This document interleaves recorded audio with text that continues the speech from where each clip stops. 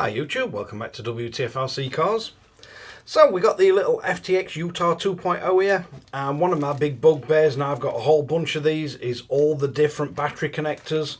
Now a whole load of these can take 3S batteries, and it'd just be really nice to be able to swap between them, but every single one seems to have its own sort of proprietary little connector on the battery, and it just gets really annoying. So what I'm going to do is swap them all to XT30s. So we're going to start with the FTX Utah. Now this won't make a difference with you charging it with its original charger because it charges on balance lead. But having an XT30, it will make it easier for you to charge it on other chargers. Especially if we get them all on the same one. So yeah, let's bring you in for a close-up look and see what it entails swapping this connector out. So first thing we're going to want to do is look at its connectors. I'll leave a link in the description below if you want to use XT30s like I am. But basically just buy these in a pack, and then you need to decide which goes on where. Now the general rule of thumb is we put this one on the actual ESC because it's easier to short out the pins, and you put this one on the battery because the pins are a lot more protected, so you're not going to get it flailing about and shorting out on your battery. And then to make your life easier, they've got a positive on the flat side, so you do exactly the same on the battery side. You've got a positive pin, and it just keeps everything so all of them will plug in. You've not got to worry with a charger or anything. The only other thing that I would do is you're going to want to get some kind of heat shrink. I'm not sure if this one's a little bit too small. Yeah, this one's a bit too small to be okay for this size connector. So I'm just going to find out some slightly bigger bits of heat shrink so we can get over the connectors, and then we can crack on getting these swapped. So heat shrink wise, I think these will just about fit over them. Yep. So we'll have some of that. Now we shouldn't need to bear an awful lot of this, so I'm just going to shorten these down. We shouldn't need a great load of heat shrink, so we're not going to have a lot of wire exposed on these at all. So once we've got everything together, we can look at our battery first. And for this one, you can pull the pins up on these connectors. I'm personally not a fan of these, so I'm just going to cut it off to give me the most amount of wire. Don't go cutting through these at the same time because they fasten to a live battery. So now we just need to bare a little bit of the wire at the end, and there's a whole bunch of different wire strippers and everything, so just whatever you're more comfortable with. And at this point you just need to start being a little bit careful that we're not going to short out the battery terminals. As I say, it's a charged live battery, so for these I'm just going to twist the wires. Now we're going to get our solder station. We're just going to power it up and get a bit of heat in it. Now the connector for his battery, we've got the little ends, and for me these want tinning first. So all I tend to do is get a bit of resin, and it does spread really easy on these connectors, and it just cleans the surface of them. So once the soldering iron is hot enough to actually melt solder, we're just going to get a little bit of solder flowing, and with the resin you will see it does flow incredibly quickly. So now we're just wanting to put a little bit of solder onto the tips of the wires. So for me, I like to get a little bit of the resin flux, and it just cleans the wire, and as you see it makes the solder flow incredibly quickly. It's also something that I'm conscious of when we're working on tiny little wires like this.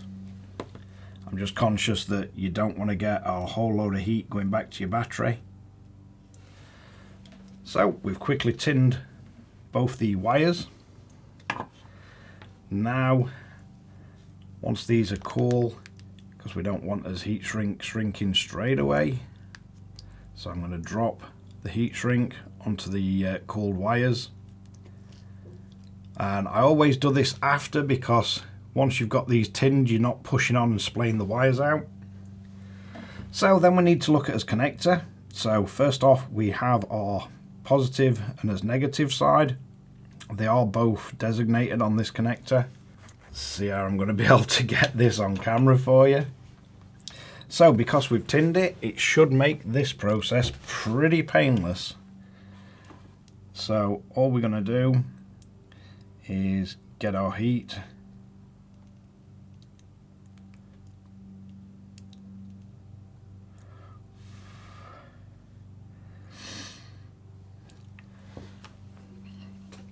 and we've got his connector on. As wire has gone down into the connector, so we're nice and safe. You can push the heat shrink up now, and the excessive heat should cause it to shrink. So now we need to align the negative side, and it is incredibly difficult to try and get this and get it lined up on camera. But basically what I'm going to do is start to melt the solder, and you should see the end just drops in nicely.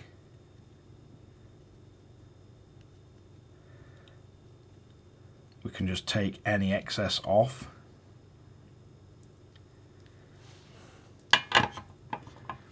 And you should see the cable really solidly in there.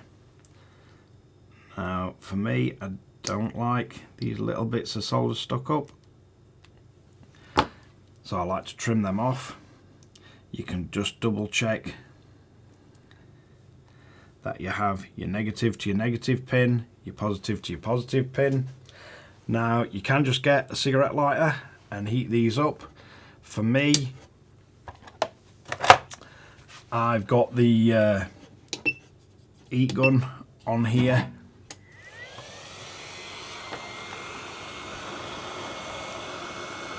So for me, we can just get a bit of heat on this, keep it away from your battery if you can.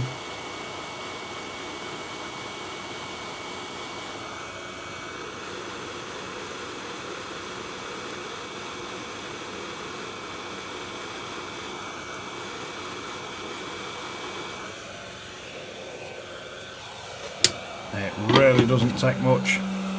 Just make sure you don't leave your body shell in front of these. They do cool down pretty quick, but you definitely have a bad day with a body shell in front of them. So now we have really strong fastened on battery connector. We've got as positive to the flat as negative to the dome side. So moving on,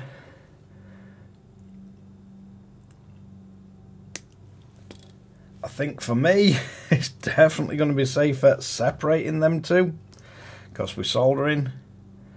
And again, if you want to use this connector, you could pop it out. This one's got no power running through it, so you can cut through both at the same time. Just force of habit, I tend to clip them off one after other.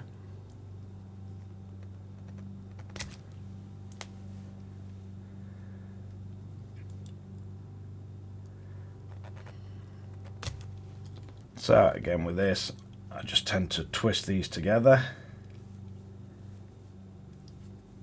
Just gives us an easier start point. And basically we're looking to mirror what we've just done. So if we get a little soldering iron,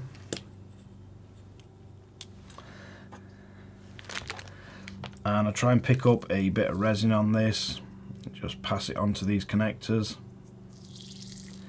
You can get flux in a tube. I'm just a bit old school and have this kicking around all the time.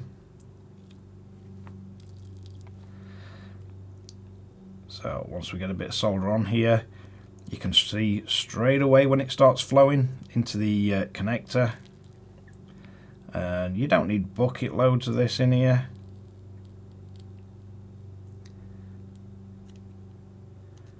We're just trying to make his job of soldering much easier by already having that in. Then we can move across, get a little bit of resin on his wires, or flux, depending on what you want to call it. Depends what you're used to using.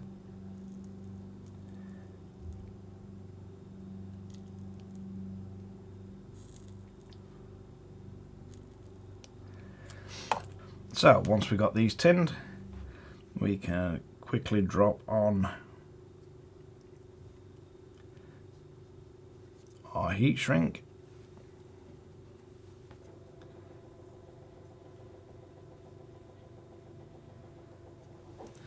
Then we need to get his connector soldered on.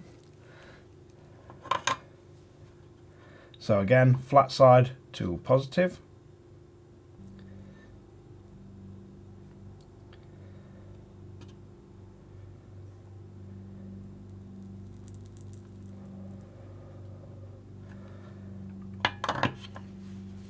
And once you've got that in, I'd just like to make sure there's no spiky bits stuck up, just because it would cut through the heat shrink.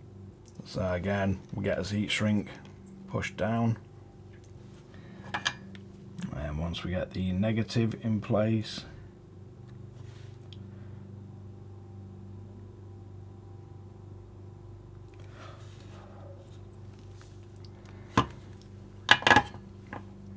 so we can solder the negative on, give it a good tug, make sure it's really nice and tight. Then we can get his heat shrink pushed all the way down.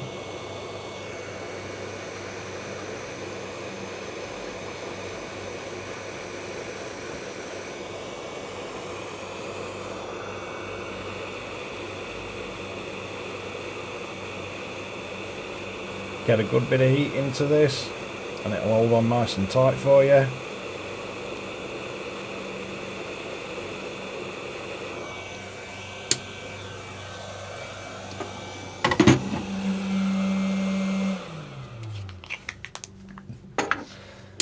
So not too much stress. Before we plug in, we double check red to positive, negative, black. On battery, negative, black, red to positive. So we can just plug these in now, and you've got a connector that goes together a lot nicer than what the original does. I'm not a fan on these fiddly little things.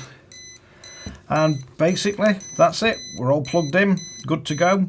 If you really wanted to, you can zip tie them back together. On this RC there's quite a bit of room under the body shell, so I don't think it'd be any detriment if you wanted to zip tie them, but I don't really think it's necessary. But they're a nice positive connector to put together and take apart, and they're big enough to grab with your fingers. And as we look at the battery, so now if you make yourself a lead up with one of these ends, you can charge it in a normal charger that needs the positive, negative and the balance, or you can use your original charger that just connects to the balance lead and you're not having any issues charging. It won't care that this connector's swapped, but it does mean that if you've got a whole bunch of these little crawlers, most of them very much the same size battery trays, so it's a lot easier to swap your batteries between them, and it is better for your batteries if you're cycling them. So if you want to take one of the RCs out and you've got 2 or 3 batteries like this, you can cycle through them all and make sure they all get run down, they all get charged properly. And with lithium batteries, lack of use is a bit of a killer for them, especially with these tiny ones. If you forget and then they start going flat, it's not good. But then we can put this little connector where it belongs, in the bin. But yeah, nice and easy to swap connector on this one. It does give you a lot more options then for charging your battery, and a lot more options for swapping battery between all your different rigs. So let's wrap this one up. So there you have it, the little FTX Utah, now upgraded to XT30 power connector. We've got his heat shrink in place just in case it does work its way loose, because they are thin wires, and I do find putting a bit of heat shrink on It does make that joint a little bit stronger. If they ever are going to snap, they'll snap not where they're soldered on, but just behind it, whereas the heat shrink gives it a bit more support. And as I say, this connector, it really does suit these little crawlers. It will lay really flat if you need it to, and it's big enough to get your fingers around to actually unplug it and plug it back in, and you don't feel like you're pulling on the cables, which is a big bugbear with some of these tiny little plugs. You kind of feel like you're pulling the cables out. But yeah, much better connection, much better charging options, and the option to switch between other vehicles then once you convert them all to XT30s. I will leave the link to these plugs in description below. As for the heat shrink, they sell it everywhere, Amazon a lot. I just buy it in these great big boxes of loads of different sizes, and it lasts you forever. If I can remember where I got the last box from, I'll leave a link to that as well. But yeah, thanks again for watching Wtf Rc Cars. Hopefully you find this useful, entertaining, bit of both. Just like listening to my incessant ramblings, or you're just really bored, or you actually wanted to know how to fit a connector. But thanks for watching Wtf Rc Cars. Don't forget to like and subscribe, hit the notification bell, share to friends and family, and catch you guys again in the next one.